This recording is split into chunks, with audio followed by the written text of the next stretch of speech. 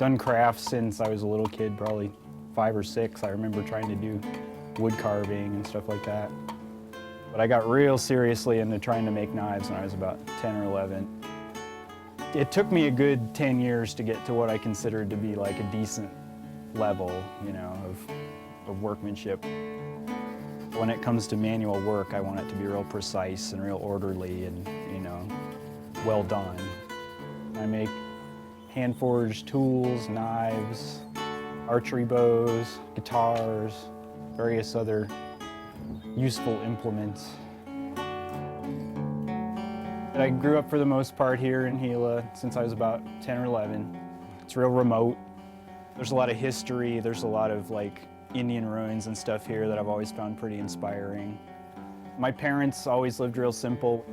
When I was a little kid even, we always had small houses, and when we moved to this spot in the early 90s, they got even more simplified about it. They built their own house. It's a real small straw bale house. I'd been living back east with my wife, and I really missed it here, and she wanted to live more simply too, so we came out here, dove back into it, and so we're doing a lot the same, living in a small straw bale, gardening, and I do my crafts from home.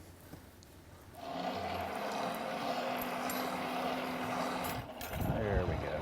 That's what you want to see. Big old flames coming out. I got my metal hot. I got this giant whopping hammer. And the first thing I'm going to do is just pick a shoulder here and start drawing an end out. And this will be the section that goes through the handle. Okay, needs more heat. This is going to be a kitchen knife, like a big chef knife type of thing. The most important thing about a chef knife, I think, is that the blade be real wide. So I'm going to try and draw the metal down as wide as I can at the base of the blade. I don't really have a lot of like formal schooling. I didn't go to college except for one semester of art classes.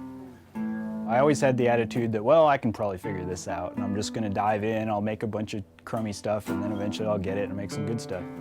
And I've managed to make that work. This is a very old-time technique compared to the way most people make knives nowadays, I'd say.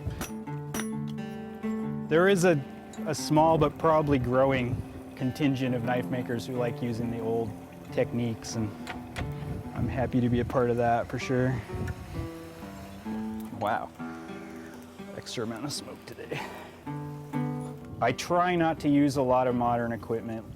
I try to use the grinder minimally. I try to use the various power tools pretty minimally.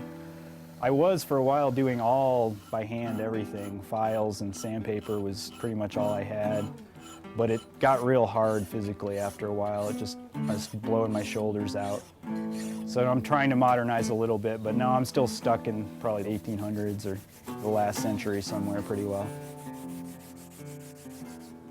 I don't seem to be getting sick of knife making anytime soon. Sometimes I'll think about it and be like, this is a tad repetitive, like just the same sharp, little slip of metal over and over, but I don't seem to be getting tired of it. There's something about a sharp piece of metal that'll cut something else that really is entertaining and interesting to me.